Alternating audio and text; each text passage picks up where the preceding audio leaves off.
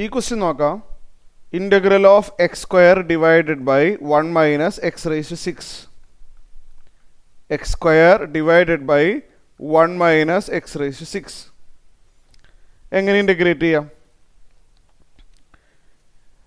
ഇത് u by v ഫോമിലുള്ളൊരു ഇൻ്റഗ്രേഷനാണ് അല്ലേ? U by v.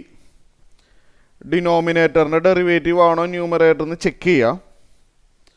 ഡിനോമിനേറ്ററിൻ്റെ ഡെറിവേറ്റീവ് ആണ് ന്യൂമറേറ്റർ എങ്കിൽ ലോഗ് ഡിനോമിനേറ്റർ എന്ന് എഴുതാമായിരുന്നു. മുമ്പ് പറഞ്ഞു തന്നിട്ടുണ്ടത്.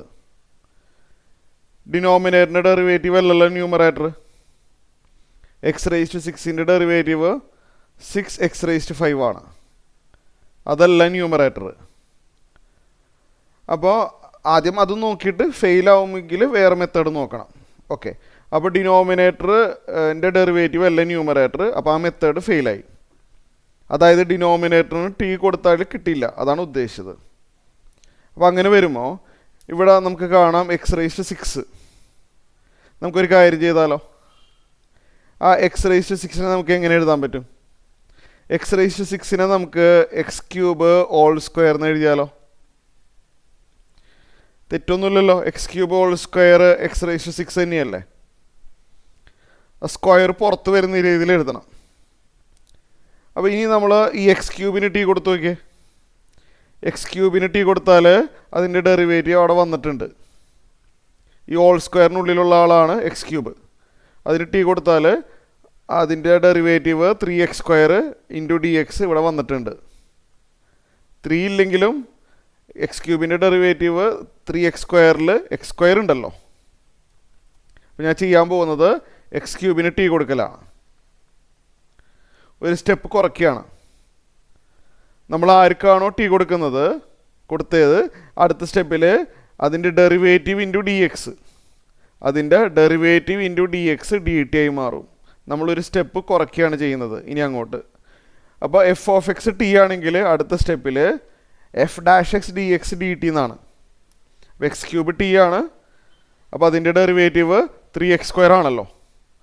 അപ്പോൾ 3x square D X D T എന്ന് എഴുതാം. 3 നമുക്ക് റൈറ്റ് സൈഡിലോട്ട് എടുത്താലോ? അപ്പോൾ X square D X equal to 1/3 D T എന്നാവും. എക്സ് സ്ക്വയർ ഡി എക്സ് എന്ത് കിട്ടും? 1/3 ഡി ടി എന്നാവും. നമ്മളത് ഇൻ്റഗ്രേഷനിൽ സബ്സ്റ്റിറ്റ്യൂട്ട് ചെയ്യാൻ പോവാണ്. ന്യൂമറേറ്റർ ഒന്ന് വായിച്ച്. എക്സ് സ്ക്വയർ ഡി എക്സ് അല്ലേ? എക്സ് സ്ക്വയർ ഡി എക്സ് എന്താണെന്ന് നോക്കിയേ. 1/3 ഡി ടി ആണ്. 1/3 ഡി ടി ഡിവൈഡഡ് ബൈ താഴെ 1 മൈനസ് വന്നിട്ടുണ്ട് അല്ലേ? 1 മൈനസ് എക്സ് ക്യൂബിന് ടി അല്ലേ കൊടുത്തത്? അപ്പോൾ ടി സ്ക്വയർ എന്നാവും. എക്സ് ക്യൂബ് ടി ആണെങ്കിൽ ടി സ്ക്വയർ ആണ്. അടുത്ത സ്റ്റെപ്പിൽ നമുക്കൊരു കാര്യം ചെയ്താലോ? 1/3 ഇൻറ്റു ഇൻ്റഗ്രൽ ഡി ടിനെ നമുക്ക് 1 ഇൻറ്റു ഡി ടി എന്ന് എഴുതിയാലും തെറ്റൊന്നുമില്ലല്ലോ. ന്യൂമറേറ്ററിൽ ഡി ടിനെ 1 ഇൻറ്റു ഡി ടി, താഴെ 1 മൈനസ് ടി സ്ക്വയർ അല്ലേ? 1നെ നമുക്ക് താഴെയുള്ള 1നെ 1 സ്ക്വയർ എന്ന് എഴുതാമല്ലോ. 1ന് പകരം 1 സ്ക്വയർ എഴുതി, മൈനസ് ടി സ്ക്വയർ എന്നും എഴുതി. ഇതിനെ ഞാൻ ഇങ്ങനെ എഴുതി. ഇത് ഏത് സ്റ്റാൻഡേർഡ് റിസൾട്ടാണെന്ന് മനസ്സിലായോ കണ്ടിട്ട്? Integral 1/a square minus x square അല്ലേ? അപ്പോൾ എന്ത് സ്റ്റാൻഡേർഡ് റിസൾട്ടാണ്? ഞാനിവിടെ അത് എഴുതാം. Integral 1/a square minus x square ആണ്. റൂട്ടില്ല, ശ്രദ്ധിക്കണം. ഇതിൻ്റെ ഫോർമുല പഠിച്ചിട്ടില്ലേ?